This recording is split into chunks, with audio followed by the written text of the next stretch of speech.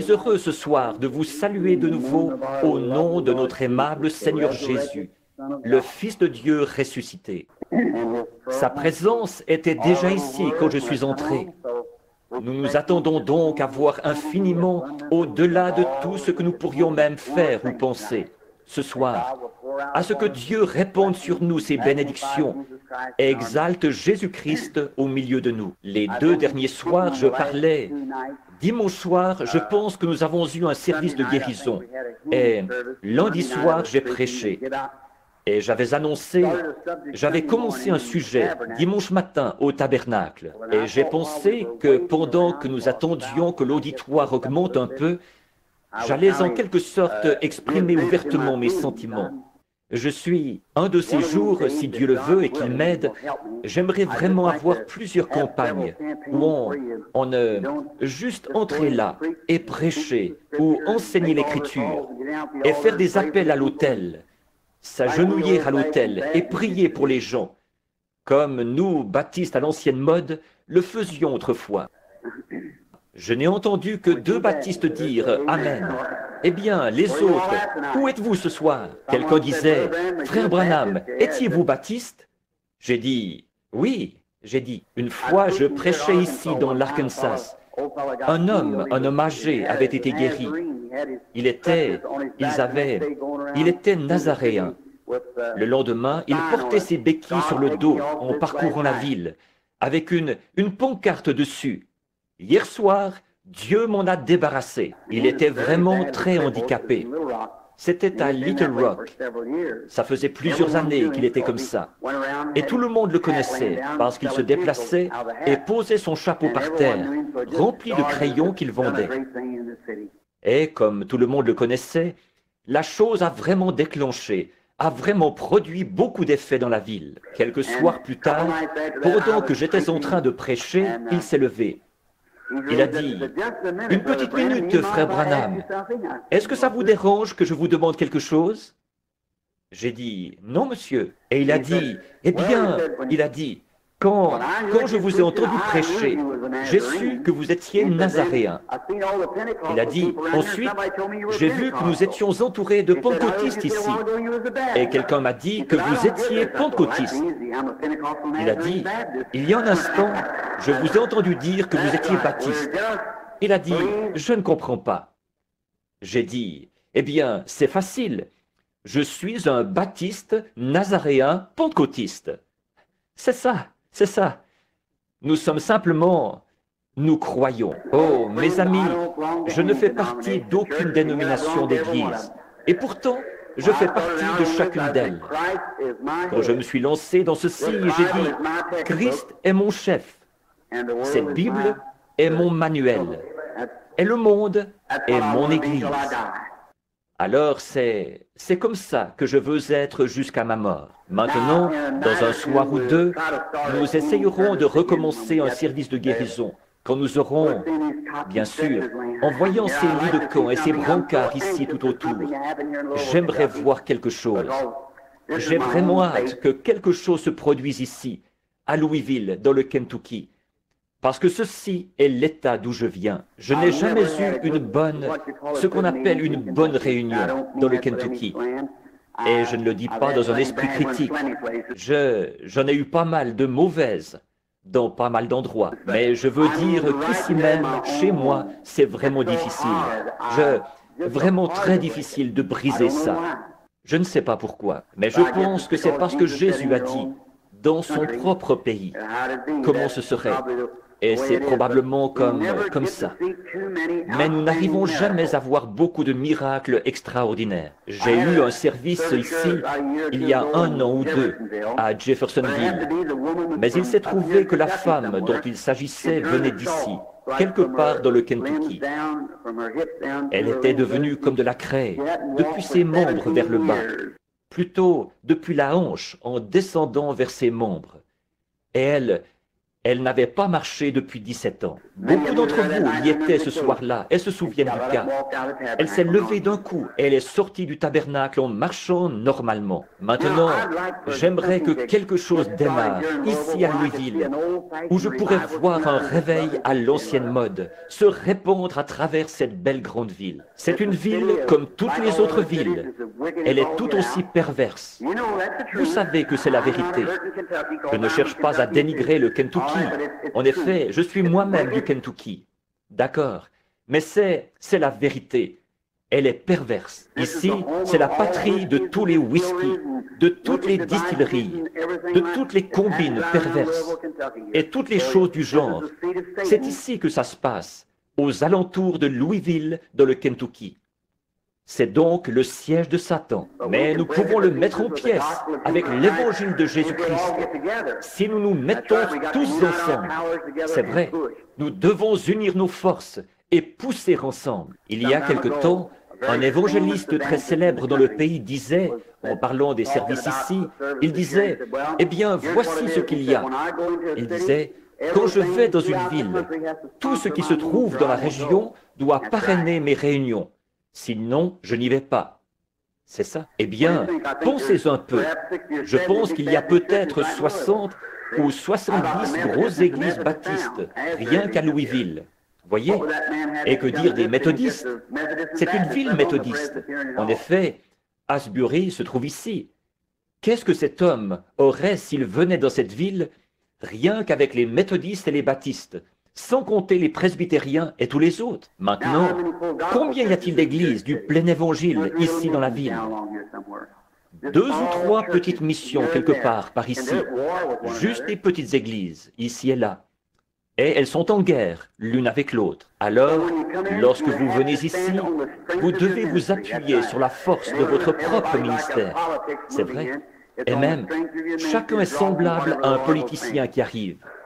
Cela dépend de la force de votre propre ministère, qui attirera ceux que le Seigneur enverra. J'aime que ce soit comme ça. Frère, si ce n'est pas Jésus-Christ qui est mon appui ici et celui dont je dépends, alors je n'ai rien d'autre sur quoi m'appuyer. C'est vrai. Christ est le roc où je me tiens. Pour moi, tout le reste est sable mouvant. Je préférerais prêcher à 5 personnes dont je sais qu'elles ont été envoyées par Dieu pour entendre le message, que de prêcher à 10 000 personnes qui ont été attirées là-dedans par un moyen politique. C'est vrai. Je préférerais voir une seule conversion à l'ancienne mode.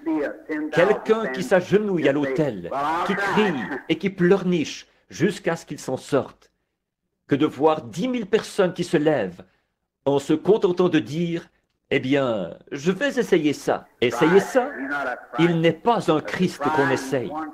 Il est quelqu'un qu'on accepte. Que vous viviez ou que vous mouriez, que vous vous enfonciez ou que vous vous noyez, acceptez-le quand même.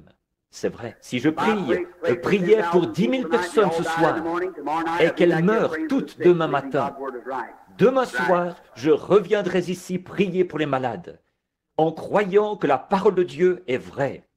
C'est exact. Si j'étais en train de mourir et que 5 000 personnes mortes il y a 100 ans et qui avaient été dans l'éternité tout ce temps ressuscitaient et revenaient sur terre et qu'elles me disent « Frère Branham, ne faites surtout pas confiance à cela. Il n'a pas raison. Ne faites pas confiance à cela.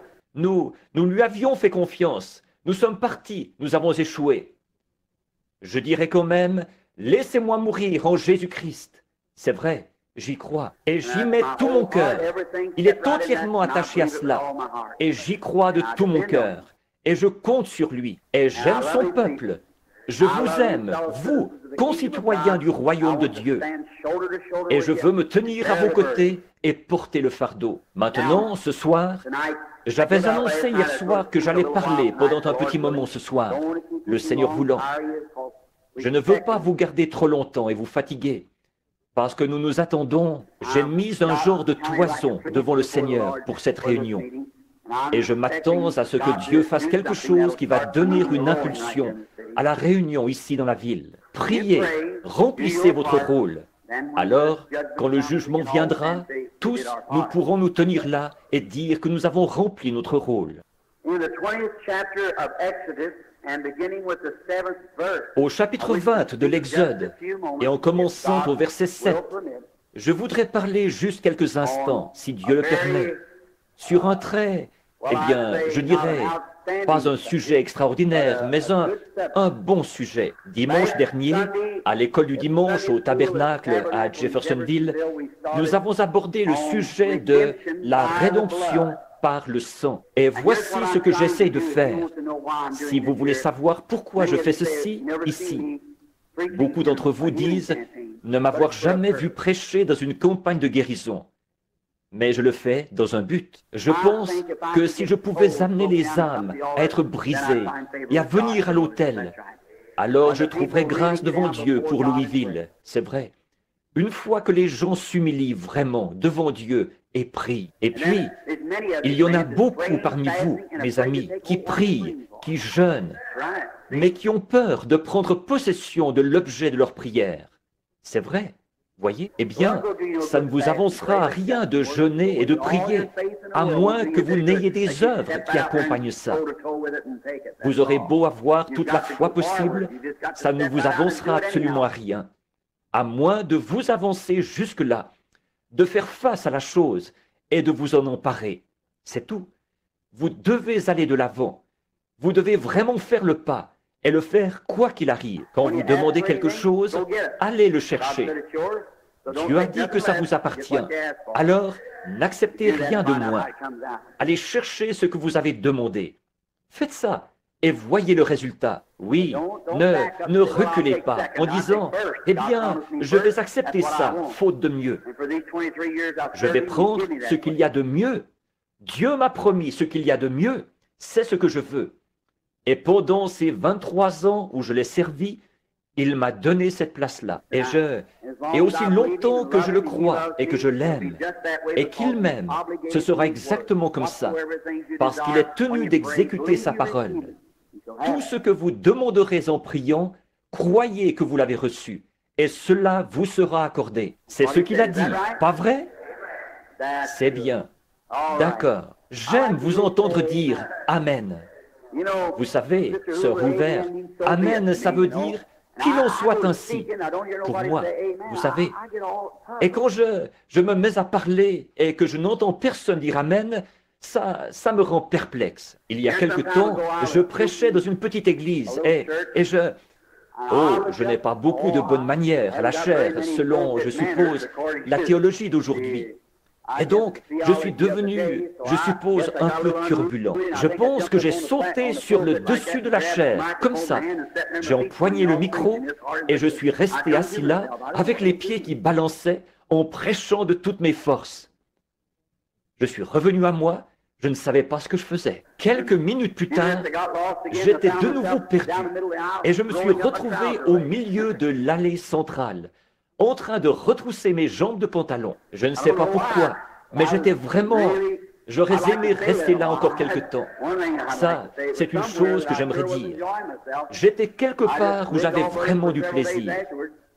J'ai vécu de ça pendant les quelques jours qui ont suivi. Un homme est venu à moi. Il a dit, « Dites donc, il a dit, comment pouvez-vous prêcher avec tous ces gens qui disent Amen ?» J'ai dit, « C'est ça qui me fait prêcher. » Oui, j'avais un vieux chien. Je chassais le raton laveur. Je dois avoir ici beaucoup d'amis du Kentucky qui aiment chasser le raton laveur. Alors, il forçait toutes sortes de bêtes à se réfugier dans un arbre. Et il les rapportait toutes, sauf la moufette. Il ne voulait avoir rien à faire avec ça. Alors, il la poursuivait jusque sous un tas de broussailles. Et tout ce que j'avais à faire, je ne voulais pas aller la chercher là-dessous, ça c'est sûr. Alors, tout ce que je faisais, c'était de soulever les broussailles, de le caresser et de crier « Vas-y, attrape-la, attrape-la » Et il allait chercher la moufette. Eh bien, la pire moufette que je connaisse, c'est le diable. Et si vous voulez caresser un petit peu, vous n'avez qu'à crier « Amen » une fois de temps en temps. Et nous le forcerons à se réfugier dans un arbre d'ici peu. Et nous l'attraperons. Vous savez, le vieux Buddy Robinson, beaucoup d'entre vous ont entendu parler de lui, n'est-ce pas? De l'église nazaréenne. Il disait, « Seigneur, Il disait, donne-moi une colonne vertébrale semblable à une bille de bois. Donne-moi beaucoup de connaissances dans le pignon de mon âme et que je combatte le diable aussi longtemps que j'aurai encore une dent. Et après, que je le morde avec les gencives jusqu'à ma mort. Je trouve que c'est bien ça, et c'est précisément ça qu'il a fait. C'est précisément ça qu'il a fait. D'un âge avancé, il a près de 100 ans, et il prêche encore l'Évangile. J'entends ces vieux vétérans qui prêchent comme ça. L'autre jour, j'ai allumé la radio, et il y avait un vieux frère d'une 100aine d'années, qui s'appelle Mardoché F. Ham. Il prêche encore l'Évangile. J'ai dit, ô Dieu, bénis-le, et qu'il ait des étoiles dans sa couronne quand il arrivera là-bas. Frère Ham, je le connais à peine. Un de ces jours, je voudrais bien le rencontrer, avant qu'il aille dans le pays de l'autre côté. Alors, il pourra serrer la main de beaucoup de gens là-bas. Je sais que quand il arrivera là-bas, il y aura beaucoup de gens dont il pourra serrer la main. Oh, parce qu'il a été un vieux vétéran. Que le Seigneur vous bénisse maintenant. Et maintenant, avant d'aborder cette parole, demandons à l'auteur de descendre et de nous la révéler. Notre bienveillant Père Céleste, nous nous approchons de toi ce soir, dans ce beau et magnifique nom de ton Fils Jésus. Confessons nos péchés, que nous ne sommes pas dignes de prononcer son saint nom, car dans toute la famille des cieux se nomme Jésus. Toute la famille sur la terre se nomme Jésus. Et en ce nom, tout genou fléchira et toute langue le confessera, qu'il soit pécheur ou saint. Alors, quand nous parlons en son nom, combien nos cœurs devraient frémir de révérence alors que nous parlons.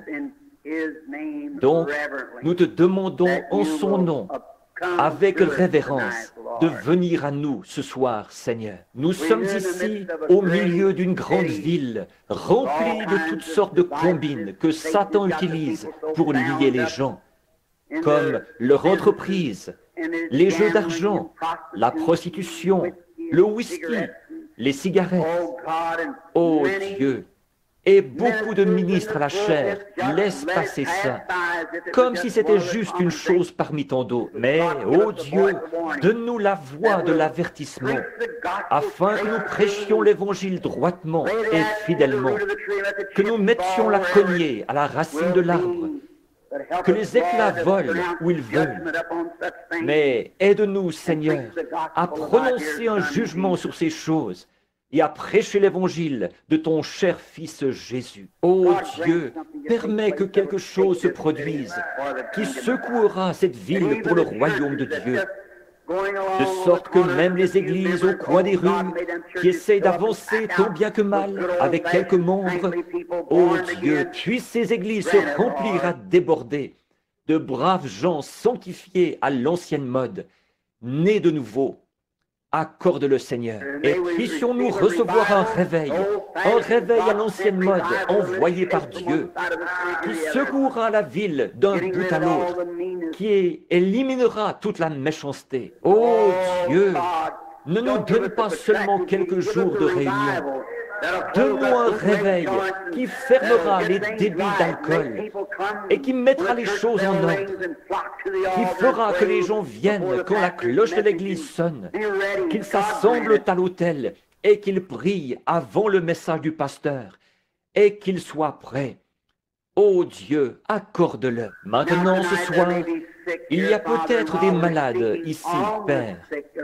Et pendant que nous parlons des malades, ou pour les malades aussi, puisse le Saint-Esprit guérir chaque personne malade dans le bâtiment, sauver chaque pécheur, appeler chaque rétrograde à revenir à la maison, le ramener de son égarement. Et maintenant, puisse le Saint-Esprit être celui qui m'a guidé vers ce sujet ce soir. Puisse-t-il prendre les choses de Dieu et simplement utiliser son serviteur que voici comme un instrument, et puisse Dieu recevoir la gloire, car nous le demandons en son nom. Amen. Au verset 7 du chapitre 20 des Nombres, nous lisons ceci. L'Éternel parla à Moïse et dit, « Prends la verge et convoque l'assemblée, toi et ton frère Aaron. Vous parlerez en leur présence au rocher, et il donnera ses eaux. » Je voudrais vous faire remarquer ça. Ses eaux.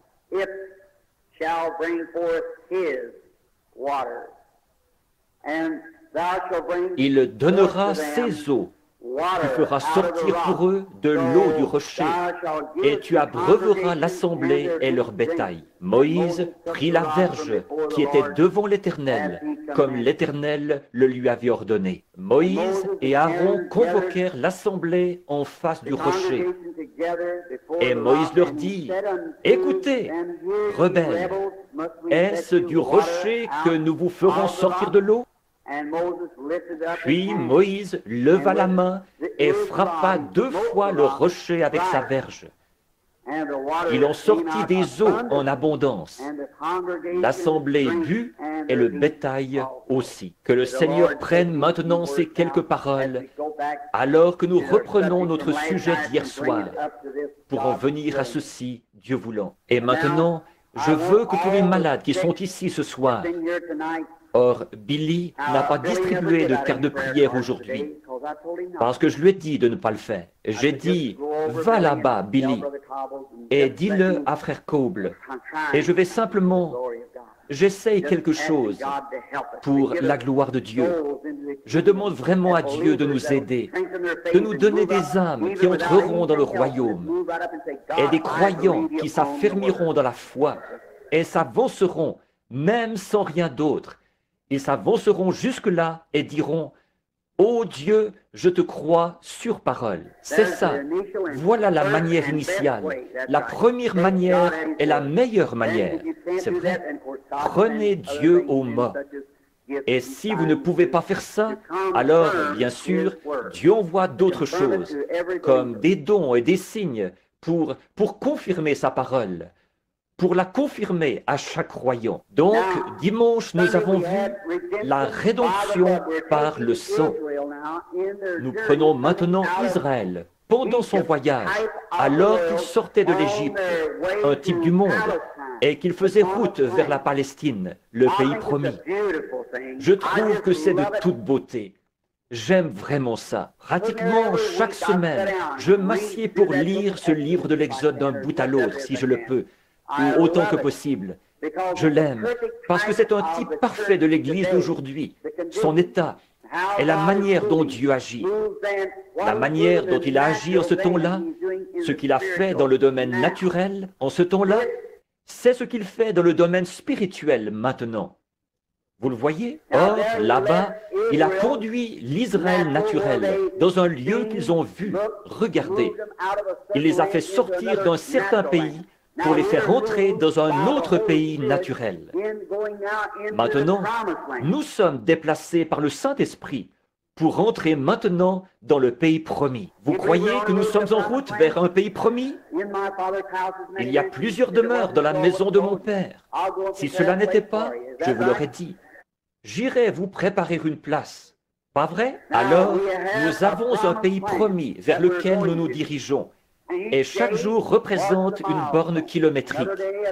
Un autre jour, une autre borne. Et il y a une grosse ombre noire là devant nous, appelée la mort. Et chaque fois que notre cœur bat, nous faisons un pas de plus dans cette direction. Un de ces jours, il va battre pour la dernière fois. Et nous y entrerons.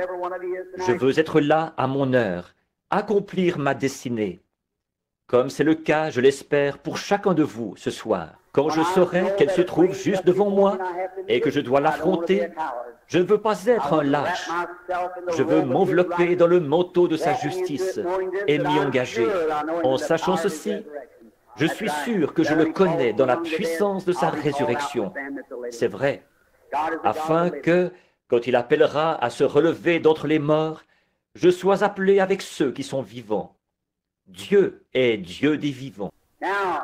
Or, pendant leur voyage dans ce pays, nous avons vu que Dieu avait établi un plan pour eux.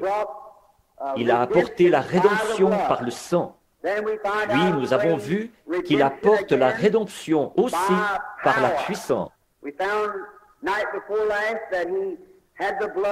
Nous avons vu avant-hier soir qu'il avait fait appliquer le sang, ce qui était un très beau type du croyant, qui, après avoir accepté la mort de Christ à sa place, devient alors un enfant de Dieu. Il entreprend son voyage. Maintenant, ce qu'il lui faut ensuite, après avoir été sauvé spirituellement. Or, la mort de l'agneau innocent a porté la vie aux croyants coupables. N'est-ce pas un type parfait de maintenant? La mort de l'innocent qui apporte la vie aux coupables. Et la mort du Christ innocent nous apporte la vie, à nous les coupables. Donc, premièrement, là, après que Dieu leur avait donné la vie grâce au sang, et qu'il l'avait prouvé, puisque la mort était passée par-dessus eux, alors il leur a fait entreprendre leur voyage. Nous allons les rejoindre tout à l'heure. Maintenant, remarquez, alors, la chose suivante que Dieu a faite, aussitôt qu'ils sont devenus des croyants et des enfants, et qu'ils ont accepté Dieu, l'ennemi de la mort physique s'est lancé à leur poursuite. Et il les a coincés complètement. Le désert d'un côté, la mer Rouge de l'autre, les montagnes d'un autre côté, l'armée de Pharaon qui arrivait, qui les poursuivait, des millions de soldats qui marchaient sur eux pour les vaincre. Or, Dieu avait déjà manifesté qu'il leur avait donné la vie grâce à la mort de l'agneau. Maintenant, il va leur montrer la rédemption physique. Alléluia! Voyez-vous, à la fois pour le salut et pour la guérison. Voyez-vous, pour l'homme naturel et pour l'homme spirituel. L'ange de la mort est passé par-dessus, ce qui prouvait que Dieu avait fourni un moyen d'y échapper grâce à l'offrande du sang et qu'il l'avait accepté. Maintenant, il va fournir un moyen d'échapper à une mort physique. Comme pour le croyant, aussitôt qu'il reçoit le salut, peut-être qu'il est rongé par un cancer ou par une autre maladie. Dieu procure aussi la rédemption par la puissance. De même qu'il procure la rédemption pour l'âme, il procure aussi la rédemption pour le corps. Ils étaient sauvés et ils étaient circoncis. Ils étaient sous le sang. Mais pourtant, Pharaon l'ennemi allait les détruire, les tuer tous, là dans le désert. Et alors Dieu a montré sa puissance de rédemption pour leur corps. Vous saisissez? Vous savez de quoi je parle? La rédemption par la puissance. Et alors, au moment où l'ennemi les avait presque rejoints, la glorieuse colonne de feu surnaturelle, qui était au-dessus d'Israël, s'est élevée et est venue se placer entre eux et la mort. Laissez pénétrer cela pendant quelques minutes. Pouvez-vous voir de quoi je parle? Maintenant, pour chaque croyant, chaque enfant de Dieu né de nouveau, quand la mort vient à la porte comme un voleur, prématurément, l'ange de Dieu se place entre vous et la maladie. Bon, si vous voulez vous précipiter vers elle, ça vous regarde. Mais vous n'êtes pas obligé de le faire. Voyez, il se place entre vous et la mort. Il y a 23 ans, à l'hôpital juif, le docteur Maurice Fletcher me donnait 3 heures. L'un des meilleurs chirurgiens que vous ayez dans cette ville me donnait 3 heures à vivre. Je suis en vie ce soir. Alléluia. Pourquoi? Par la grâce imméritée, l'ange de Dieu s'est placé entre moi et la mort pour me protéger. Et j'ai accepté cela. Et pour exprimer ma gratitude, par la grâce de Dieu, j'ai gagné un demi-million d'âmes pour lui ce soir. Oh, comme Dieu sait bien faire les choses. Si nous suivons simplement, n'essayez pas de conduire Dieu. Laissez Dieu vous conduire. Voyez, c'est nous qui devons être conduits. Je pense que c'est pour cette raison que Dieu nous compare à des brebis. Avez-vous déjà vu une brebis égarée? Eh bien, c'est la créature la plus impuissante du monde. Elle ne peut pas trouver son chemin nulle part. Elle reste là à bêler jusqu'à ce que le loup la dévore ou qu'elle meure là. Elle ne peut pas retrouver son chemin. Et c'est comme ça, quand un homme est perdu, il est totalement impuissant. Vous ne pouvez absolument rien y changer. C'est Dieu qui, par le moyen de la grâce, doit vous conduire à Christ. Jésus a dit, « Nul ne peut venir à moi si le Père ne l'attire. Et tous ceux qu'il attirera et qui viendront, je leur donnerai la vie éternelle. » Quelle promesse! Oh, comme j'aimerais pouvoir amener chaque personne ici à laisser descendre ça très profondément, sous la 5e côte du côté gauche, jusqu'à ce que ça atteigne le centre de son cœur. Vous verriez des gens se lever, qui avaient toutes sortes de maladies accrochées à eux, et sortir de ce bâtiment rempli de joie, en refusant d'accepter ces choses. Des infirmes marcheraient tout à fait normalement. Ils refuseraient de reconnaître quoi que ce soit d'autre. Voyez, vous avez peur. Vous avez peur de vous lancer. Vous attendez que Dieu descende et vous fasse sortir de là. Ce n'est pas comme ça que Dieu s'y prend. C'est vous qui devez faire le pas. Il donne la promesse et dit, « Allez, viens !» Et alors vous suivez. Maintenant remarquez, alors les enfants d'Israël, Dieu est venu se placer entre eux et le danger. La puissance de la rédemption. La rédemption par la puissance plutôt. La rédemption par le sang. La rédemption par la puissance. Hier soir, nous les avons laissés en train de se hisser sur le rivage, de l'autre côté de la mer Rouge. Tous les ennemis, les roues de leurs chars avaient été ôtées. Leurs chevaux avaient pris peur en plein milieu du fleuve, et ils allaient dans toutes les directions comme ceci, et les roues s'étaient embourbées et s'étaient détachées, et une bande d'hommes courait comme des fous, les ennemis, et Israël a grimpé sur le rivage pour voir Dieu étendre sa main et détruire tous les ennemis. Un très beau type du croyant sous le sang, guéri alors par l'intermédiaire, par la puissance de Dieu qui épargne sa vie, qui la prolonge pour un temps. Ils auraient tous été tués là même. Il les aurait massacrés là, en plein désert, si Dieu ne s'était pas interposé. Je serais mort depuis longtemps si Dieu ne s'était pas interposé entre moi et la mort. Chaque croyant ici serait mort depuis longtemps si Dieu ne s'était pas interposé entre vous et la mort. Chacun de vous, dont Dieu, dans sa grâce souveraine et sa miséricorde, se place entre le croyant et la mort. Alléluia, voilà, c'est ça. Puis, qu'est-ce qui vient ensuite pour le croyant? Ce qui vient ensuite, là, c'est le baptême du Saint-Esprit. Moïse a conduit les enfants d'Israël directement à la mer Rouge.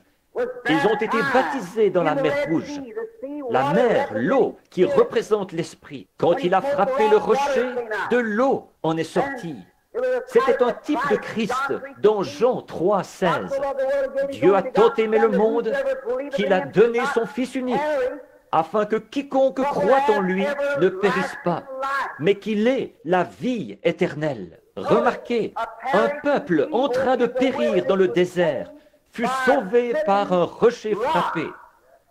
Et un peuple en train de périr est sauvé aujourd'hui, en train de périr dans le péché, en train de périr dans l'iniquité, parce que le Fils de Dieu, qui a été frappé, a pris leur place. L'eau, l'Esprit qui jaillit. Regardez bien, je veux que vous le voyiez là. Leur traversée de la mer Rouge, c'était un type de quand on reçoit le Saint-Esprit. Après que le croyant a été racheté, qu'il est passé de la mort à la vie, la puissance de Dieu a guéri son corps.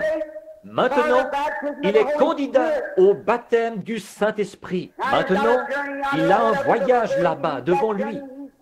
Mais avant d'entreprendre ce voyage, il doit avoir quelque chose pour le conduire. Amen. Un type parfait de la Pentecôte. Remarquez, alors qu'ils se sont hissés sur le rivage.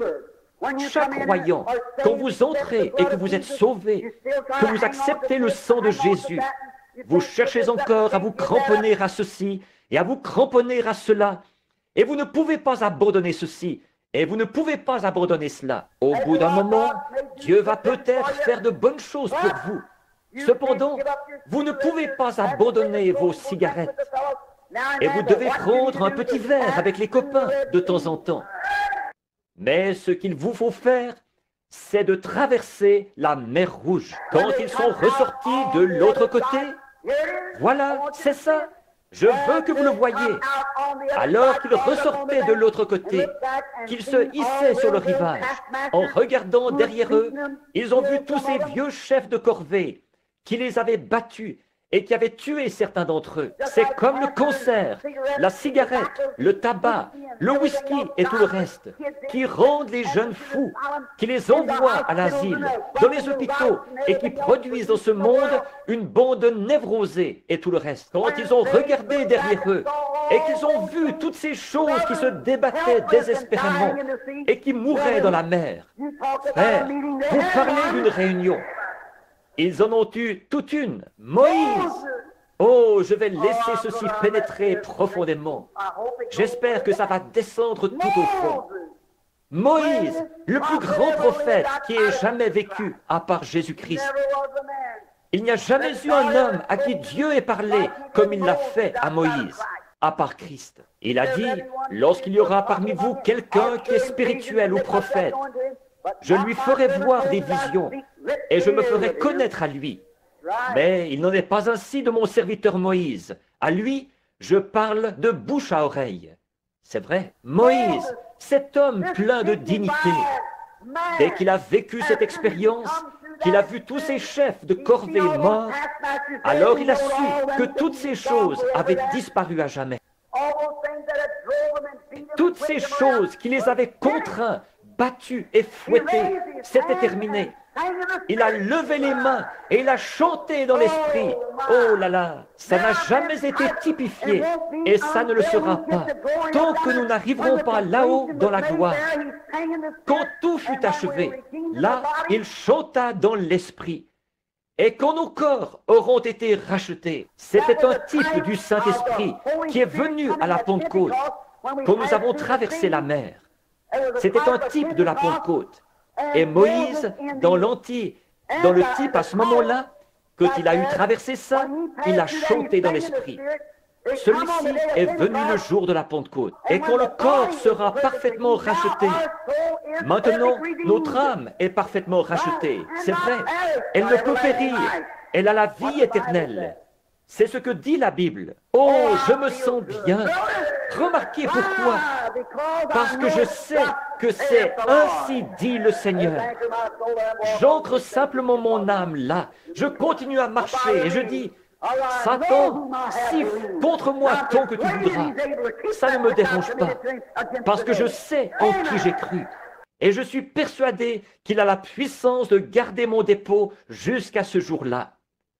Amen. Ce qu'il nous faut ce soir, c'est un bon vieux réveil d'Alléluia, à la Billy Sunday, qui nous brise. C'est ça qu'il nous faut ici, autour de Louisville. C'est vrai. Il nous faut un bon vieux réveil pentecôtiste à l'ancienne mode, envoyé par Dieu. Oui, monsieur. Remarquez, alors, quand nos corps seront rachetés, or, nous avons la guérison divine maintenant, qui en est une ombre. De même que là, c'était une ombre de la Pentecôte. Regardez ce qu'ils ont fait au temps de l'ombre du salut. Regardez comment ils ont marché là devant Dieu. Ils éteignirent là le tranchant du feu et échappèrent au tranchant de l'épée. Toutes ces choses qu'ils ont faites, sortir des fournaises ardentes, remontèrent de la fosse au lion et tout le reste. Par l'ombre, alléluia, par l'ombre de la Pentecôte. Maintenant, nous avons une rédemption parfaite grâce au sang de Christ. Ils ne pouvaient pas avoir une rédemption parfaite en ce temps-là, parce que c'était sous le sang des taureaux et des boucs, ce qui n'ôte pas le péché. Ça ne faisait que couvrir le péché. Mais une fois que le sang de Jésus, le sang le plus saint et le plus juste, a été versé, les péchés n'ont plus été couverts. Ils ont été divorcés et supprimés, et le croyant entre dans la présence de son Créateur. Alléluia! S'ils ont fait ça, à ce moment-là, l'ombre, là, avec Moïse qui chantait dans l'esprit, alors dans l'Apocalypse, voilà que ceux qui ont la rédemption parfaite de leur corps étaient debout sur la mer de verre et ils chantaient de nouveau le cantique de Moïse, là, dans le livre de l'Apocalypse. Vous parlez d'une réunion du Saint-Esprit. C'est ce qu'ils ont eu quand ils sont remontés sur le rivage. Écoutez, sœur, la petite Myriam, pleine de dignité, la prophétesse, la sœur de Moïse, une prophétesse, ça l'a tellement stimulée qu'elle a attrapé un tambourin et s'est mise à courir sur le rivage, en battant du tambourin et en dansant dans l'esprit. Non seulement cela, mais les filles d'Israël l'ont toutes suivie, en dansant dans l'esprit.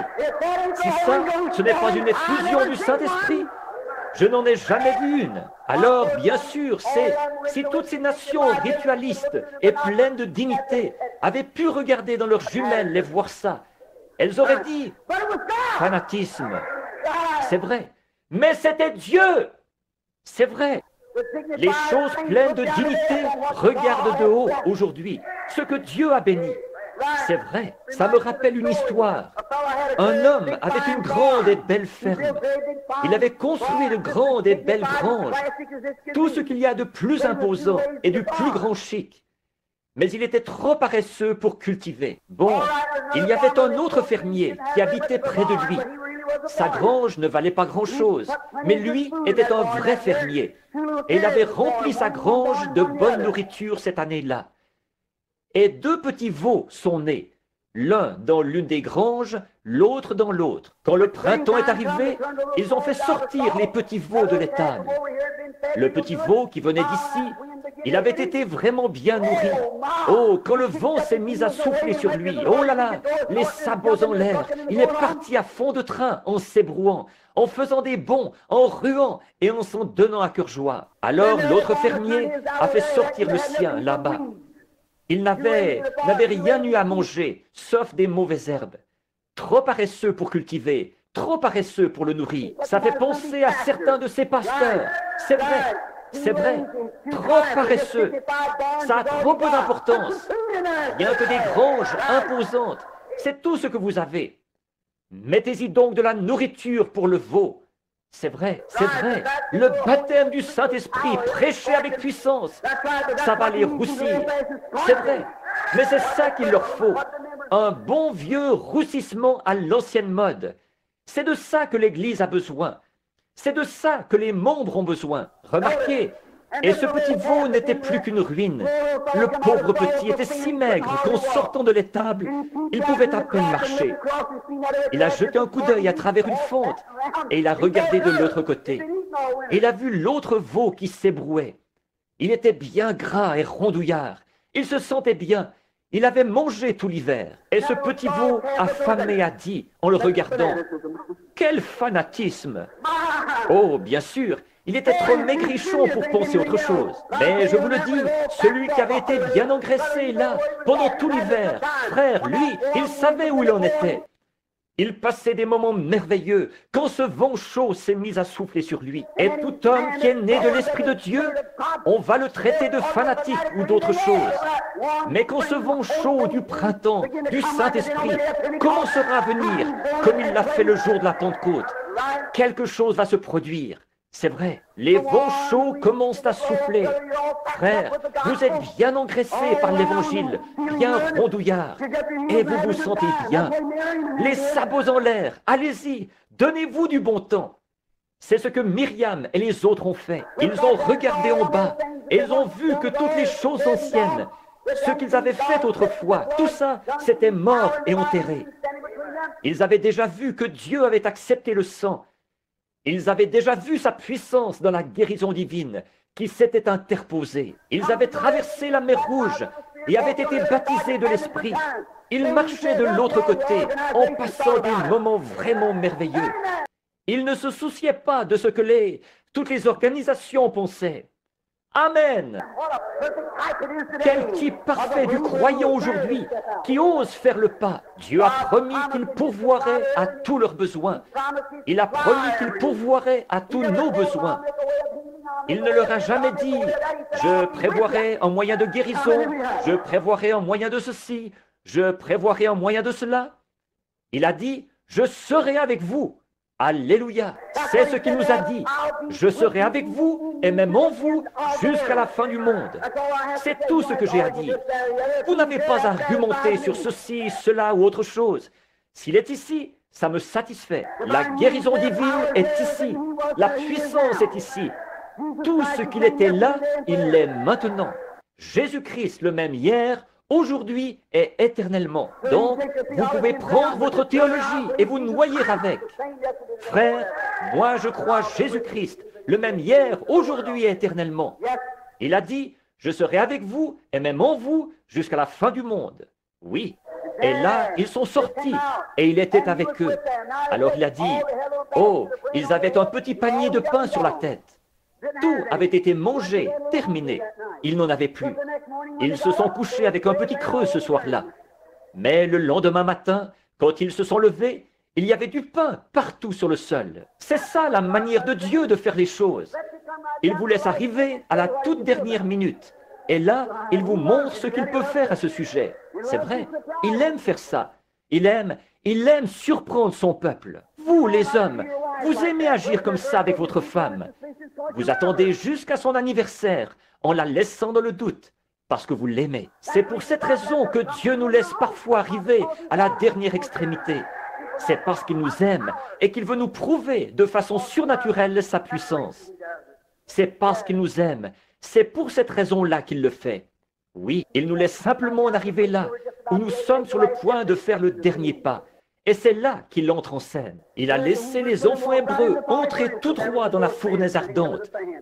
Mais il y avait un quatrième homme qui se tenait là avec un éventail pour que ça ne les atteigne pas. Voyez, il est toujours là. Il ne s'en va jamais. Il est toujours proche.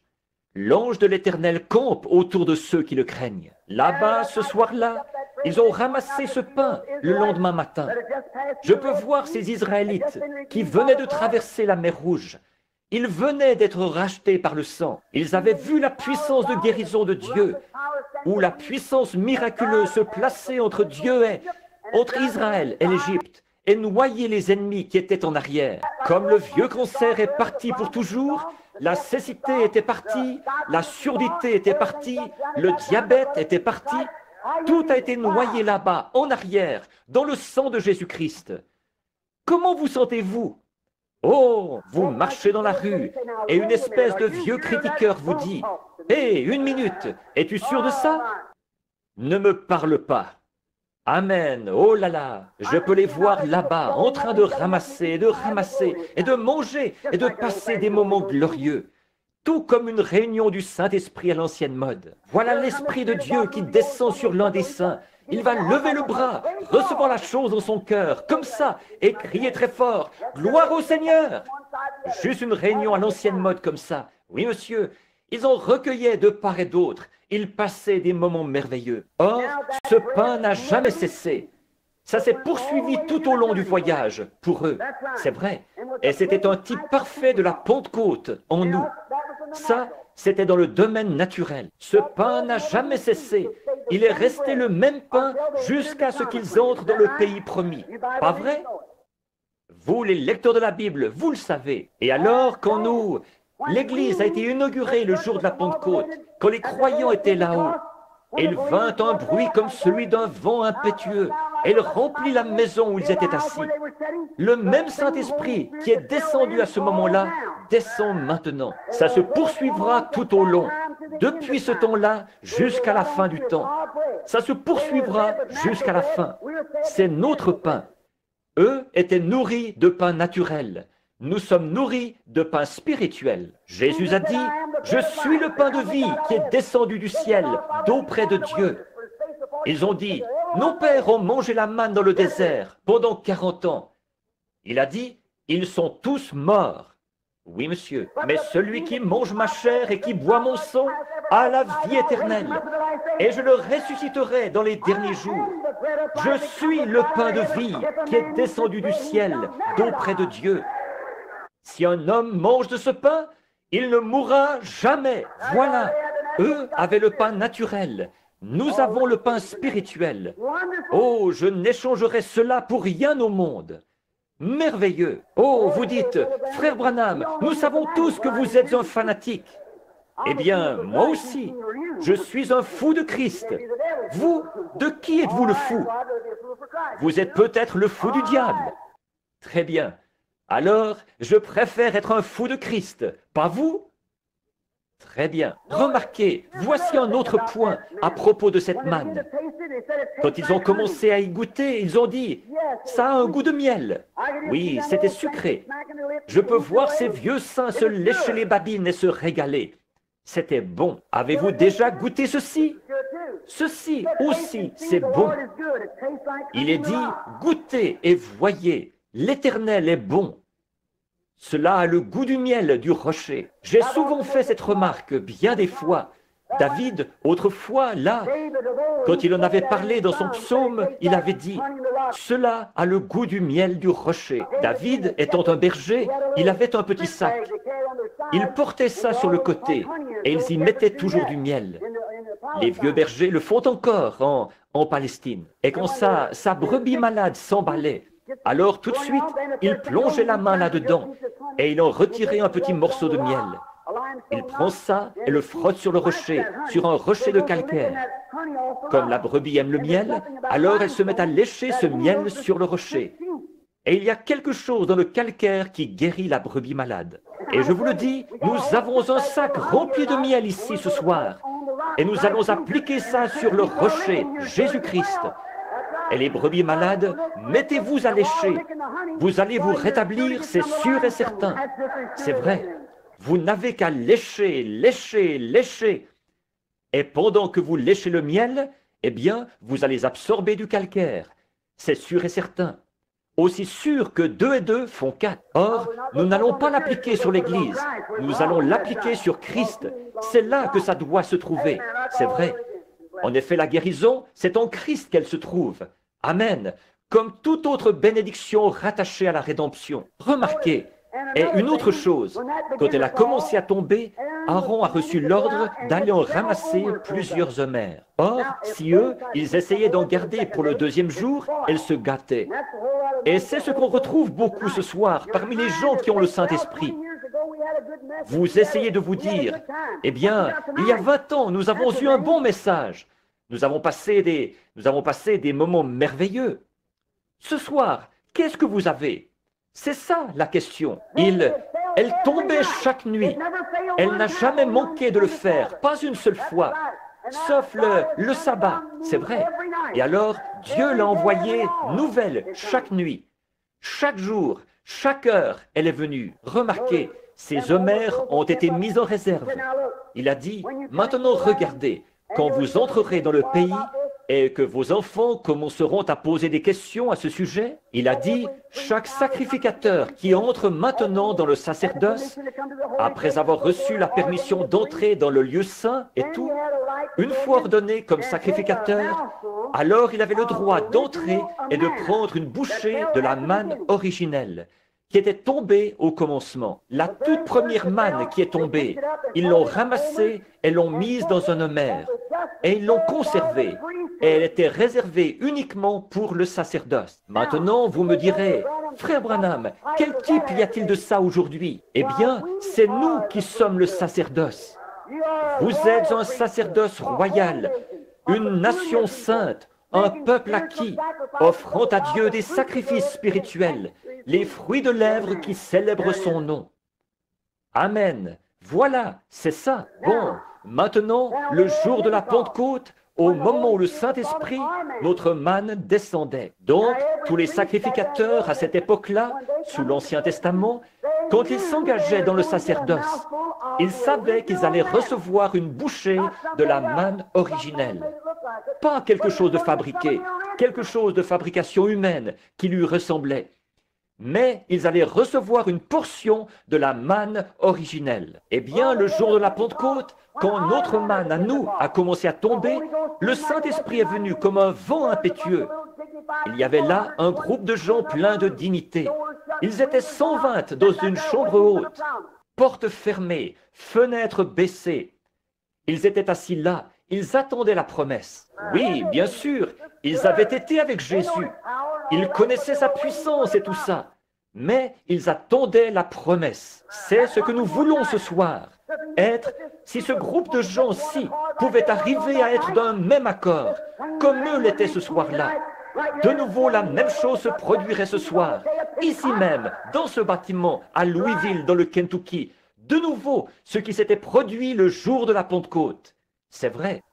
Oh, bien sûr, il y aurait le même genre de critiqueurs ici, à Louisville, que là-bas. Mais ils étaient tous dans le même lieu, d'un même accord. Et tout à coup, un prédicateur est venu. Il avait une lettre, ils l'ont signée.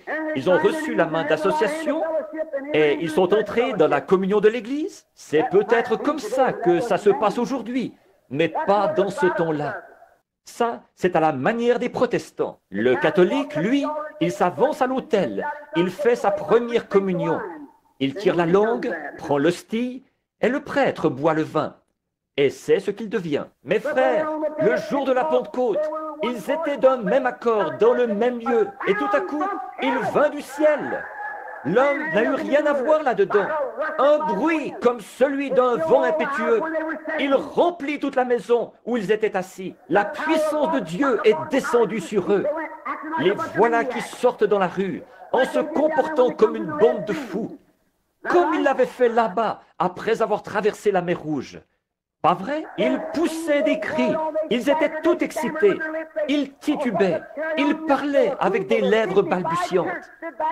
Oh, quelle excitation! Vous, à tel point que les gens, l'église pleine de dignité, ils se tenaient à distance et disaient, ces gens sont ivres de vin nouveau. Alléluia! De toute façon, vous allez me traiter d'exalté. Alors, autant commencer tout de suite. Bon, regardez, ils étaient remplis de vin nouveau. C'est vrai, du vin venu du ciel, d'auprès de Dieu. Avez-vous déjà vu un homme ivre? Il est tout simplement amoureux de tout le monde. Voyez-vous, ça lui est égal. C'est comme ça qu'est un homme quand il est ivre de l'esprit. La Bible dit, ne vous enivrez pas de boissons fortes, c'est de la débauche. Soyez au contraire ivres de l'esprit. L'esprit de Dieu vous rend tellement ivre que vous oubliez tous vos ennemis et tout. Tout le monde est amoureux de vous. Qui se trouve près de vous, ça vous est égal. Vous êtes l'homme le plus grand du pays à ce moment-là. Peu m'importe que votre voisine, assise près de vous, fréquente une église pleine de dignité. Que le Saint-Esprit vienne sur vous une bonne fois. Voyez ce qui va se passer. Prenez une bonne cuite. Vous verrez ce qui va se passer. Vous direz, « Sœur, je l'ai reçu. Toi aussi, c'est ce qu'il te faut. » C'est vrai, oui monsieur, il va se passer quelque chose. Ils étaient là, tous ivres de vin nouveau. Et écoutez, certaines de vous les sœurs, ici, saviez-vous que la Sainte Vierge Marie était avec eux? Eh bien, il lui a fallu aller là-haut, la mère de Jésus-Christ. Il lui a fallu aller là-haut et faire partie de ce groupe de gens, tellement ivres de l'esprit qu'elle titubait comme si elle s'était enivrée de whisky ou de quelque chose comme ça. Et vous, vous imaginez que vous irez au ciel parce que vous passez à l'église avec votre livre de chant sous le bras, que vous vous rendez là tous les dimanches matins, la cloche sonne, vous vous asseyez là et vous écoutez un peu de... et vous repartez? Vous n'irez jamais. Vous devrez suivre cette voie parce que c'est la seule voie que Dieu ait jamais tracée et qu'il aura jamais. Vous y marcherez, sans quoi vous ne serez pas là-bas. Je ne suis pas votre juge, mais je suis en train de prêcher l'Évangile. C'est l'exacte vérité. La Sainte Vierge y était. Et elle s'est conduite en imbécile autant que les autres. Elle était aussi ivre que les autres. Ces hommes et ces femmes, tous, ils étaient remplis de vin nouveau. Si Dieu a fait un seul changement à ce programme, indiquez-moi le passage de l'Écriture où il en est question. Il n'y en a pas. Non, monsieur, c'est resté comme ça jusqu'à la fin de l'âge, jusqu'à la fin de la Bible. Et ce sera pareil quand Jésus viendra. Regardez. Pendant qu'ils étaient ivres de ce vin nouveau, regardez, nous allons voir si Dieu en a mis un homère en réserve pour vous. Très bien, ils étaient tous là-bas. Et un petit prédicateur peureux qui s'appelait Pierre, la petite Pierre, qui avait eu si peur de sa position qu'il avait renié Jésus. Il était sorti en courant pour aller prier jusqu'à exaucement, et il lui avait fallu être avec les autres qui s'étaient rassemblés. Il est monté sur une caisse à savon ou quelque chose comme ça, et il a dit, « Eh bien, hommes juifs, et vous qui séjournez à Jérusalem ?»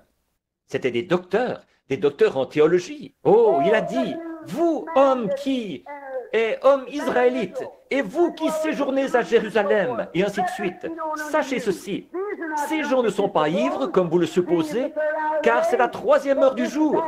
Mais c'est ici ce qui, si ceci n'est pas cela, je veux garder ceci jusqu'à ce que cela vienne. » C'est un fait. Il a dit, c'est ici ce qui a été dit par le prophète Joël. Dans les derniers jours, dit Dieu, je répandrai mon esprit sur toute chair. Vos fils et vos filles prophétiseront, et sur mes servantes et sur mes esclaves, je répandrai de mon esprit, et elles prophétiseront. Je ferai paraître des signes en haut dans les cieux et sur la terre, des colonnes de feu, de la fumée et de la vapeur. Et avant l'arrivée du jour du Seigneur, de ce jour grand et redoutable, quiconque invoquera le nom du Seigneur sera sauvé. Cette bande de prétendus prêtres, ces hypocrites en soutane, ils ont dit, que pouvons-nous faire pour être sauvés? Pierre a dit, repentez-vous, chacun de vous, et soyez baptisés au nom de Jésus-Christ pour la rémission de vos péchés, et vous recevrez le don du Saint-Esprit. Combien de temps est-ce que ça va durer? Car la promesse est pour vous, pour vos enfants, et pour ceux qui sont au loin, en aussi grand nombre que le Seigneur notre Dieu les appellera. Alors tout homme qui se repent, qui est baptisé au nom de Jésus-Christ, et à qui Dieu donne le baptême du Saint-Esprit, il ne reçoit pas quelque chose qui ressemble à la première manne, mais il ne reçoit pas qu'une bouchée de la première manne, mais il reçoit un cœur rempli du même Saint-Esprit. Vous allez peut-être dire, un peu moins fort là. Je sais que je parle un peu fort à ce sujet, mais je ne peux vraiment pas m'en empêcher. Remarquez, regardez, je ne crie pas après vous. Peut-être que je fais résonner ça, mais oh, si vous vous sentiez comme moi, vous aussi, vous élèveriez la voix. Remarquez, oh, un cœur rempli de la manne originelle qui était tombé au commencement. Ce même Saint-Esprit qui était descendu à ce moment-là descend maintenant. Et vers qui va-t-il aller? Vers vous, vers vos enfants, vers ceux qui sont au loin, à Louisville, dans le Kentucky, et en aussi grand nombre que le Seigneur notre Dieu les appellera. Ils recevront exactement la même chose que ce que nous avons ici. C'est ce qu'il a dit. Dieu l'a béni. Il l'a prêché. Le Saint-Esprit l'a apporté. Je l'ai reçu. C'est réglé. Amen. Voilà, ça me suffit. Je l'ai pris au mot. Il l'a accompli. Si vous le voulez, vous pouvez l'avoir aussi. C'est vrai. Sortez donc de cet état de mort et réveillez-vous. Ça va vous secouer comme ça et vous réveiller. Et tout à coup, vous regarderez autour de vous et tout vous semblera différent. Cet homme à qui vous ne vouliez pas parler, vous vous dépêcherez d'aller lui parler. Oui, monsieur, il vous faut le faire. Voilà tout. Oh, toutes ces choses. Rapportez ces vieux outils pour les pneus et ces choses que vous aviez prises à l'hôtel cette fois-là.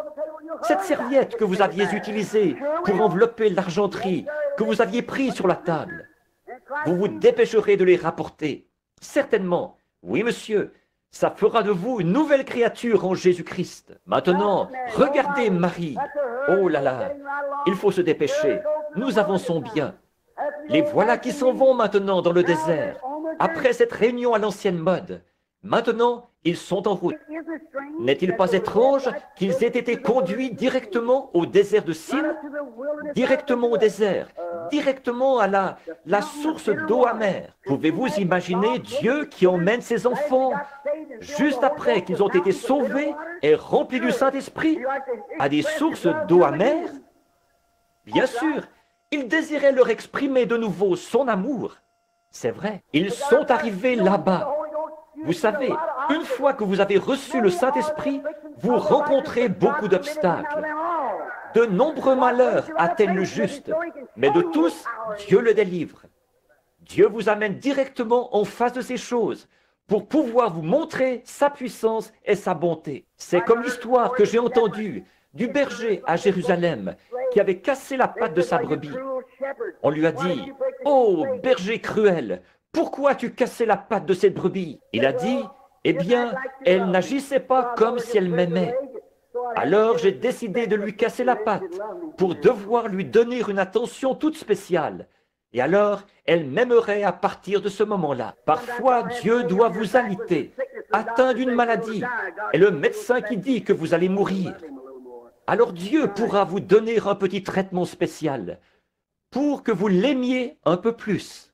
C'est vrai, certains passent par les eaux, certains passent par les flots, certains passent par de dures épreuves, mais tous passent par le sang.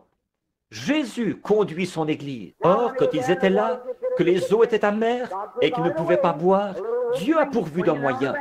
Un petit arbre qui se balançait là sur le bord, que Moïse a simplement coupé et jeté dans l'eau, a tout changé. L'eau devint bonne et douce. Maintenant, quand vous vous retrouvez devant l'une de vos eaux amères, ou quelque chose du genre, il y a un arbre ce soir, spirituellement parlant, suspendu au-dessus de Golgotha, ou du monde ce soir, qui adoucira n'importe quelle eau amère vers laquelle vous pourriez être conduit. C'est vrai, le calvaire adoucira n'importe quelle expérience. Souvent, nous nous retrouvons dans des situations difficiles et nous nous posons des questions. Il m'arrive alors de fermer les yeux et de penser, là-bas, à Golgotha, c'est là que mon Rédempteur a versé son sang et est mort pour ma vie. Alors mon épreuve semble bien petite. Je la mets simplement de côté et je continue à marcher. Cela l'adoucit. Cela a adouci toutes les expériences que j'ai eues. Il les adoucit toujours. Quand j'arrive à mes eaux de Mara, maintenant, nous sommes sur le point de les rejoindre, là, dans le désert, après tous ces grands signes et prodiges. Le réveil s'était calmé. Et alors, dès que le réveil s'est calmé, eh bien, ils ont complètement oublié les miracles. N'est-ce pas un peu ce que font les gens aujourd'hui? Ils oublient ce que Dieu a fait l'année dernière, ce que Dieu a fait à la réunion là-bas, à l'école secondaire. Vous l'oubliez complètement. Voyez, ce que Dieu a fait, nous l'oublions tout simplement. Maintenant, remarquez, et parce qu'ils se sont mis à se disputer entre eux, eh bien, en fait, moi, après tout, je suis méthodiste. Notre Église est la plus grande. Moi, je suis baptiste. Et je vais vous le dire tout de suite. Nous croyons à la sécurité éternelle. Et nous l'avons. Vous autres, la doctrine, vous ne l'avez pas, après tout. C'est à ce moment-là que vous vous attirez des ennuis et que votre approvisionnement en eau est coupé. C'est vrai. C'est vrai. C'est à ce moment-là, dans le désert, quand il vit dans le désert, qu'il se met à murmurer et à se plaindre. Eh bien, je vais te dire une chose. Je vais te dire une chose. Ce vieux pasteur, quand il était ici, ce vieux prédicateur qui prêchait cette religion d'autrefois, comme ça, je ne sais pas s'il avait raison ou pas. Je te le dis, il a rendu ma mère tellement furieuse un soir qu'elle est rentrée à la maison. Je te le dis, elle était vraiment remuée. C'est ce qu'il fallait, c'est vrai. Oh, je ne sais pas si oui ou non, je veux continuer à écouter ça. C'est là que votre approvisionnement en eau est coupé, c'est vrai. Ça, c'est quand vous vous retrouvez dans le désert. Ils se sont mis à murmurer. Ils disaient, notre âme est dégoûtée de ce pain misérable.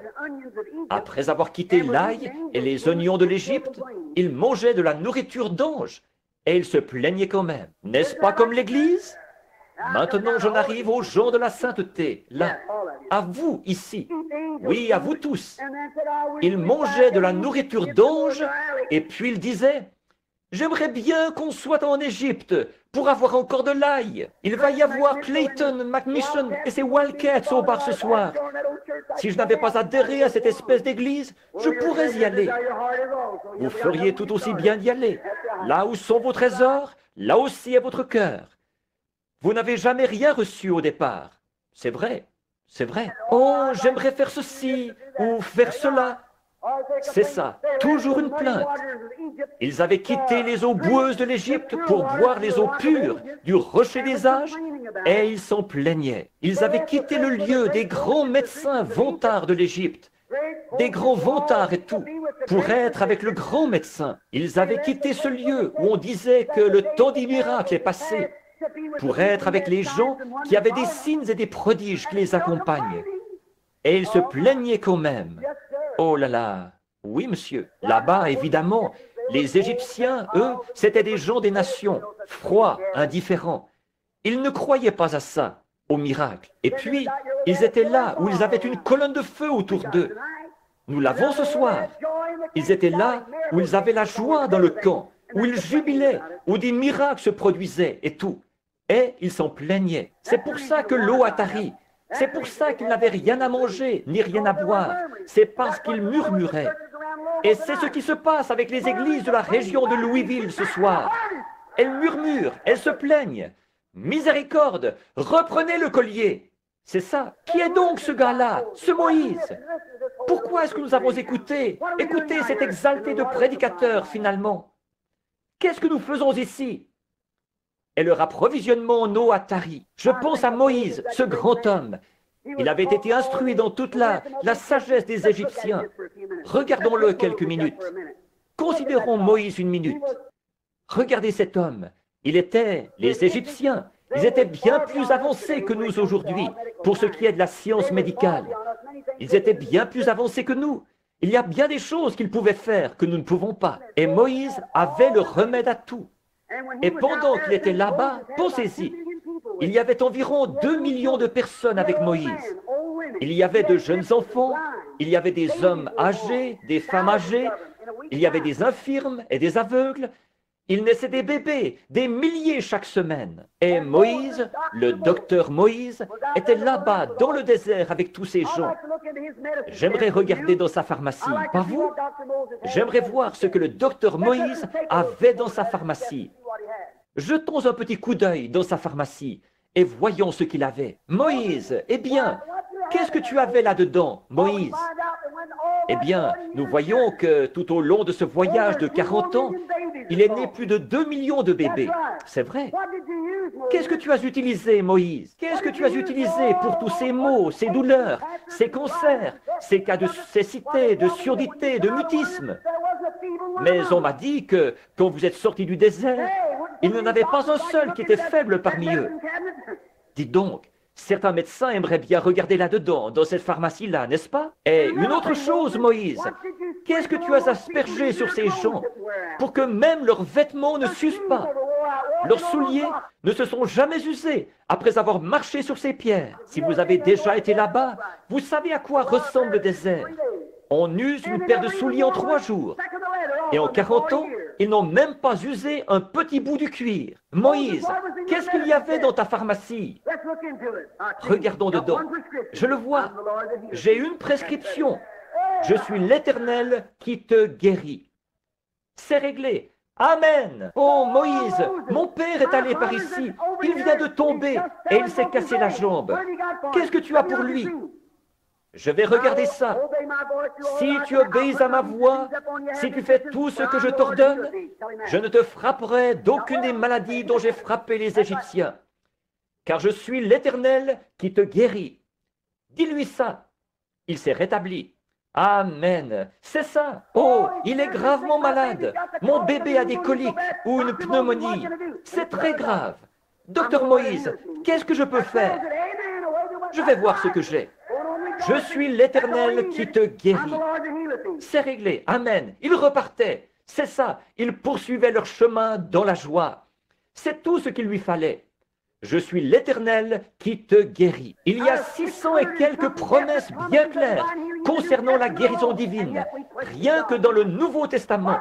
Et pourtant, nous mettons Dieu en doute ce soir. Que va signifier le jugement pour nous? C'est ça. Je suis l'Éternel qui te guérit. Oui, monsieur. C'est ce que Moïse avait. Ce que le docteur Moïse avait dans sa sphère, dans sa pharmacie. C'était ceci. Je suis l'Éternel qui te guérit. Donc, il a guéri toutes les maladies et les a parfaitement gardées.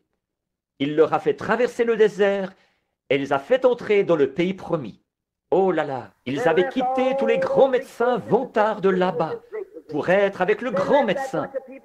Ils avaient quitté cette bande de gens qui étaient froids, formalistes et indifférents, qui disaient que les miracles n'existent pas. Et ici, une colonne de feu se tenait au-dessus d'eux. Des gens étaient guéris. Tout ce dont ils avaient besoin, tout leur était fourni directement.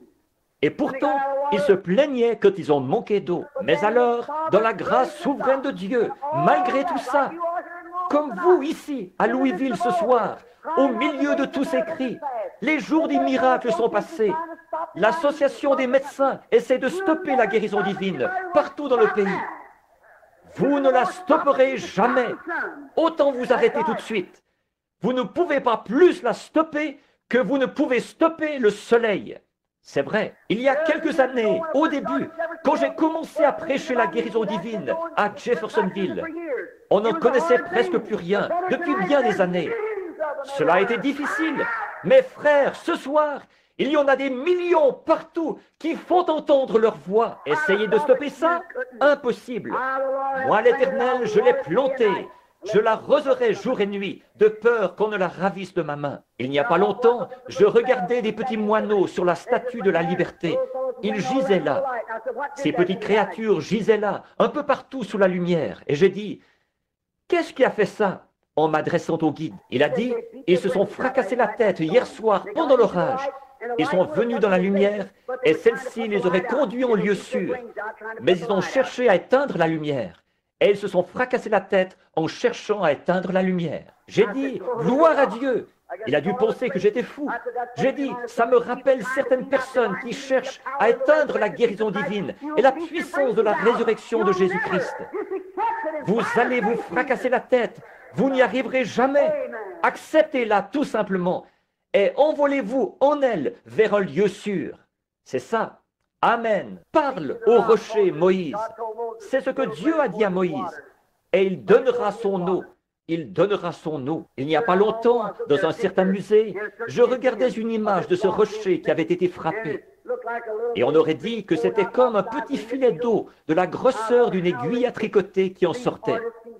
J'ai pensé, comme ces artistes peuvent être ridicules. Voyons, frère, moi-même, je pourrais arriver à faire tarir ça si j'avais vraiment soif. Oui, monsieur. Savez-vous qui Moïse a fait boire à ce rocher? Il a fait boire plus de 2 millions de personnes, sans compter tous les animaux. Il a fallu à peu près 40 000 gallons par minute pour les abreuver. Alléluia! Ça me rappelle la religion qu'ont certaines personnes. Vous avez juste assez de religion pour aller à l'école du dimanche, le dimanche matin. Recevoir juste quelques petites gouttes pour vous humecter un peu. J'aime m'asseoir près de la source d'où l'eau jaillit en abondance. Alléluia! Suffisamment pour me durer toute l'éternité. Alléluia! Je suis content d'avoir quitté ce vieil endroit humide pour me rendre là où l'eau jaillit tout le temps. Oui, monsieur, les gens ont juste assez de religion pour les rendre misérables. Eh bien, je ne peux pas rester assis plus d'une dizaine de minutes. Bonté divine, que ce prédicateur est intarissable. Quelle est la profondeur de votre salut? C'est ça, vous allez là le dimanche matin en disant, eh bien, je vais aller écouter ce qu'ils ont à dire. Vous recevez quelques petites gouttes, puis vous vous en retournez. Et c'est à peu près tout ce que vous avez reçu. Frère, je vais vous dire une chose. Quand Moïse a frappé ce rocher, tout le désert a été arrosé. Amen. Oui, monsieur. Seulement, pour tout ce dont ils avaient besoin, ils n'avaient qu'à se baisser et à boire, et boire, et boire, jusqu'à ce qu'ils soient complètement remplis. Et il y avait encore de l'eau qui sortait, à peu près 40 000 gallons par minute. Calculez ça. Combien de personnes, ce qu'1 million de personnes, 2 millions de personnes, peuvent boire en l'espace d'une minute? Des gens assoiffés, sans compter les chameaux et les autres animaux qu'ils avaient. Et la Bible dit, ils en sortit en abondance.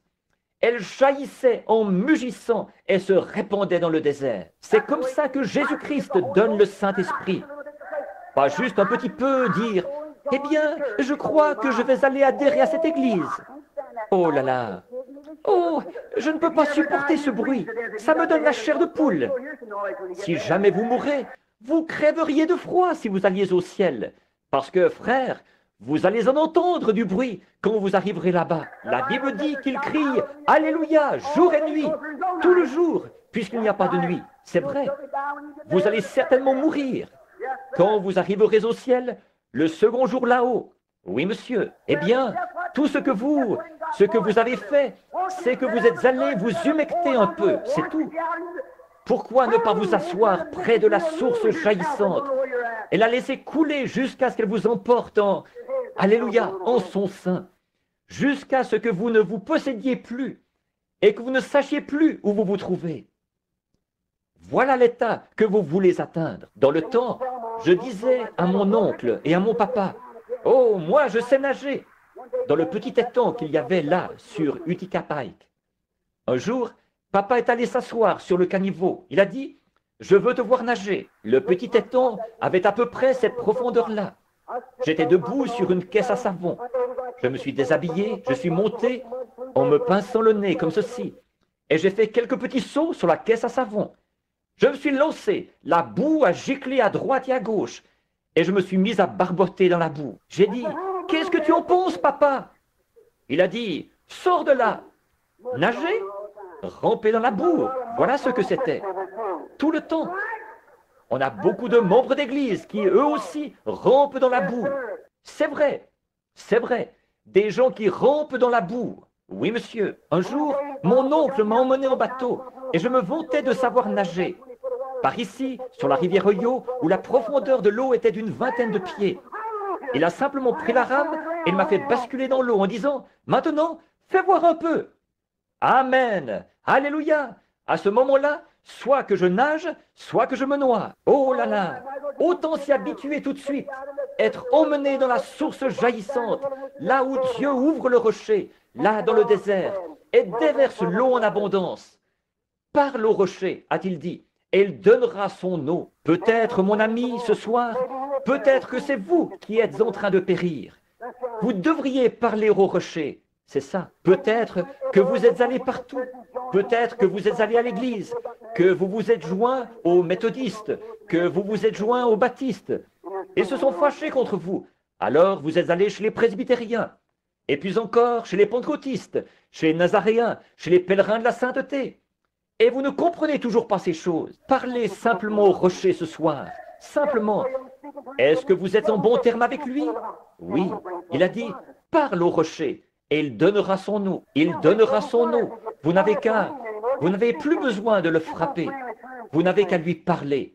Vous n'avez qu'à lui parler d'une façon amicale. Peut-être que vous êtes allé chez le médecin. Peut-être que vous avez fait tout ce que vous avez pu pour essayer de vous rétablir. Peut-être que vous avez fait pratiquement tout ce qui était en votre pouvoir.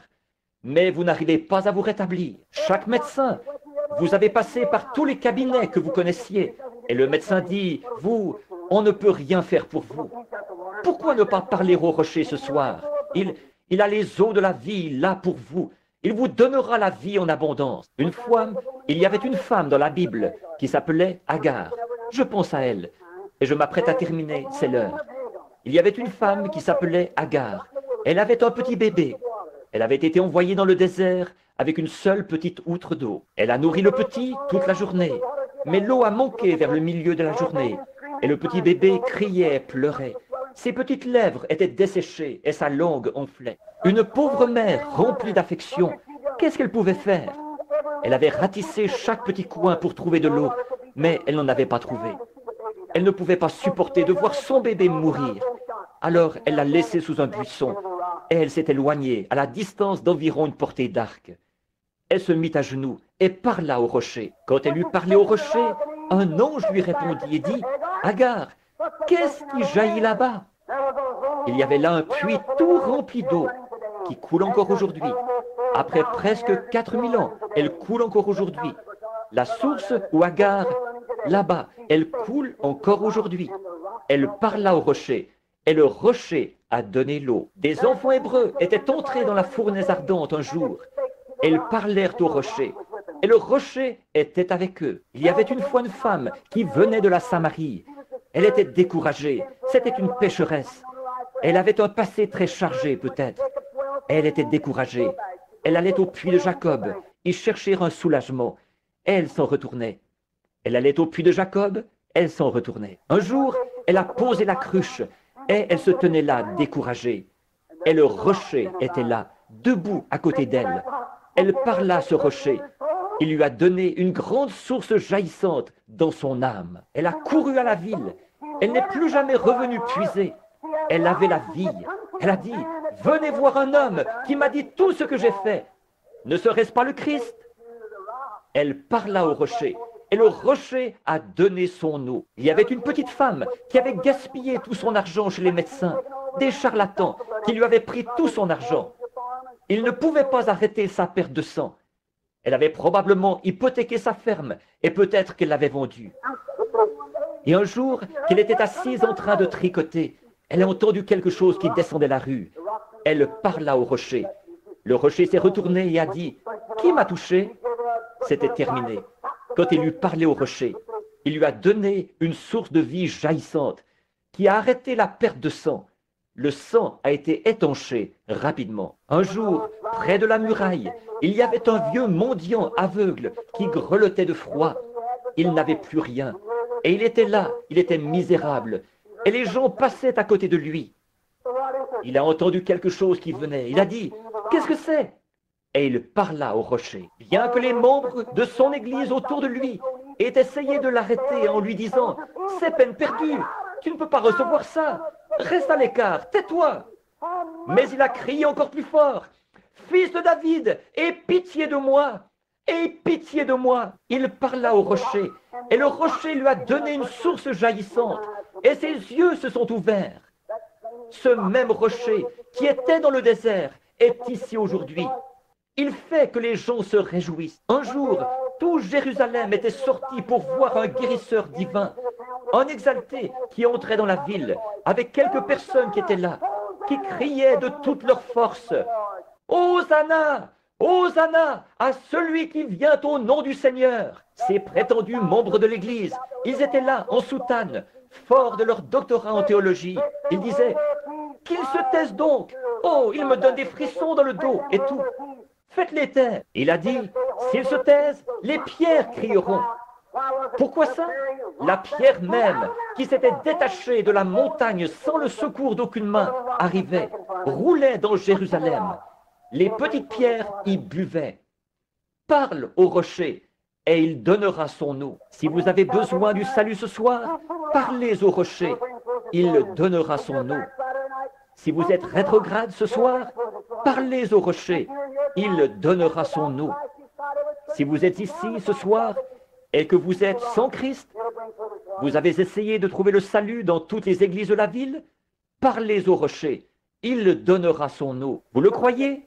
Si vous êtes rétrograde, que vous vous êtes éloigné de Dieu et que vous pensez qu'il n'y a plus aucun espoir pour vous, parlez simplement au rocher et il donnera son eau. Le croyez-vous de tout votre cœur? Croyez-vous que Dieu l'accordera? De tout votre cœur, vous le croyez? Alléluia! Il est ici ce soir. Si vous êtes malade et que vous avez tout essayé, vous avez essayé d'aller dans la ligne de prière et vous n'arrivez pas à aller dans la ligne de prière. Vous avez eu des cartes de prière et vous n'avez pas été pris. Vous êtes allé à une réunion, vous êtes allé à une autre réunion. Vous avez été loin par le pasteur. Vous avez passé dans la ligne de prière ici. Vous êtes allé partout ailleurs et vous ne pouvez pas être guéri. Pourquoi ne pas parler au rocher maintenant? Il donnera son eau, c'est vrai. Pourquoi ne pas faire une fois un essai avec lui? Soyez en bon terme avec lui, maintenant même, pendant qu'il est dans le bâtiment. Sa présence est ici même, en ce moment, pour guérir chacun de vous. Je le crois. Je le sais de tout mon cœur. Je crois. Il y a des choses que je ne sais pas, mais il y a des choses que je sais effectivement. Et je sais que Jésus-Christ, le Fils du Dieu vivant, est ici même, maintenant même, pendant que, dans mon cœur, j'essaie de faire un appel à l'autel. Les visions apparaissent partout dans le bâtiment. Maintenant même. Oh, c'est vrai, les pouvoirs de Dieu sont ici même. C'est vrai, je le vois agir ici même. C'est ce qui fait que je commence à passer d'une dimension dans une autre en ce moment. C'est parce qu'il y a des malades ici, et ce sont vos prières qui produisent ça, pour confirmer la parole de Dieu, qui déclare qu'il est ici même, pour qu'on lui parle ce soir, le même rocher qui, là-bas, connaissait leurs pensées. Il a vu où était la femme qui avait la perte de sang et tout. Il est ici maintenant. Si vous lui parlez, il donnera son eau. Le croyez-vous de tout votre cœur? Qu'en pensez-vous, madame? Avec là, juste là au centre. Or, vous n'avez pas de carte de prière, n'est-ce pas? La dame, avec le truc blanc autour du cou, assise juste là. Vous avez le diabète, n'est-ce pas? Vous n'avez pas de carte de prière, n'est-ce pas? Vous n'avez pas besoin de carte de prière. Le croyez-vous? Vous pensez que vous pouvez parler au rocher? Voulez-vous lui parler au sujet de votre diabète, maintenant même? Alors, levez-vous. Est-ce exact? Dites simplement, j'accepte maintenant Jésus-Christ comme mon guérisseur. Et Dieu vous ramènera chez vous et vous rétablira. Parlez au rocher. Que Dieu vous bénisse. Très bien. Allez et soyez rétablis. Qu'en pensez-vous, madame, assise à côté d'elle? Vous avez des varices aux jambes, n'est-ce pas? C'est exact. Levez-vous. N'est-ce pas votre mari qui est assis là, à côté de vous? Est-ce exact? Vous avez aussi le diabète, n'est-ce pas? Est-ce exact? Posez votre main sur votre épouse. Très bien. Vous venez tous les deux de l'Illinois. C'est exact, n'est-ce pas? Maintenant, retournez dans l'Illinois en parlant au rocher, et ça partira et ne reviendra plus jamais. Alléluia! Je sais une chose, c'est que le rocher est ici, le rocher des âges, qui a été frappé dans le désert. C'est vrai. Qu'en pensez-vous, la petite dame là, avec ses fleurs sur votre chapeau, assise là, avec de l'arthrite, essayant d'en venir à bout? Vous, qui vous êtes retourné et qui avez regardé de l'autre côté, croyez-vous de tout votre cœur que Dieu va vous guérir? Alors, levez-vous et tapez des pieds en disant, l'arthrite a disparu. Et c'est bien vrai, parlez au rocher, et il donnera. Je vous le dis, Jésus-Christ est le même hier, aujourd'hui et éternellement. Il est ici pour manifester tout ce que... Qu'en pensez-vous, madame, assise là, celle qui a dit « Gloire au Seigneur », qui a ce problème gynécologique, avec une petite veste verte sur le dos, assise là. Croyez-vous que Dieu vous a guéri là? Levez-vous une minute, assise juste là. Croyez-vous de tout votre cœur? Vous avez un problème gynécologique, c'est un abcès. Vous avez un tube, un genre de drain qui en sort. C'est bien vrai, n'est-ce pas? Si c'est vrai, levez la main. Qu'est-ce qui me fait dire ça? C'est le rocher qui est en train de vous parler. Répondez-lui et soyez rétablis. Alléluia! Oh, comme il veut produire les manifestations de sa puissance. Et je vois l'ange de Dieu, exactement cette même colonne de feu qui suivait les enfants dans le désert, en train de se déplacer dans ce bâtiment en ce moment. J'essaie de repérer une femme. Elle est en train de prier. Où est-elle? Là. Il se tient ici. Oui, c'est une petite femme qui est juste là, la deuxième dans la rangée. Non, elle, c'est à propos d'un homme, là. C'est pour un mari alcoolique que vous êtes en train de prier. N'est-ce pas vrai, madame? Si oui, levez-vous à votre place. N'est-ce pas que vous avez un mari alcoolique pour lequel vous étiez en train de prier? Si c'est vrai, levez la main. Parlez au rocher et Dieu le délivrera de cette chose. Dieu fera n'importe quoi ici si seulement vous faites ça. Le croyez-vous? Est-ce que vous êtes en bon terme avec lui? Si oui, levez-vous maintenant même et parlez au rocher, et le rocher donnera son eau.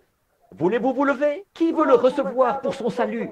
Levez la main, dites, je veux qu'il vienne dans mon cœur. Que Dieu vous bénisse, que Dieu vous bénisse, que Dieu vous bénisse, que Dieu vous bénisse. Et vous, et vous, et vous.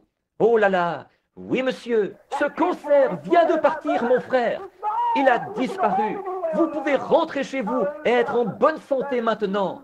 Alléluia, c'est vrai. Tous ceux qui veulent être guéris, levez la main, dites, Seigneur, je suis en train de te parler. Je suis en train de te parler. C'est ça. Le voilà qui s'en va. Monsieur, votre problème de sinus vient de partir. Vous êtes libre. Rentrez chez vous. Au nom de Jésus-Christ, vous êtes guéri. N'importe qui ici qui veut le trouver maintenant, levez les mains et dites « Merci Seigneur de m'avoir guéri. Je te parle au nom de Jésus-Christ afin que tu me guérisses. Ô Dieu de miséricorde, envoie ta puissance ce soir avec l'onction du Saint-Esprit pendant qu'il est dans ce bâtiment, maintenant, pour envahir cet auditoire.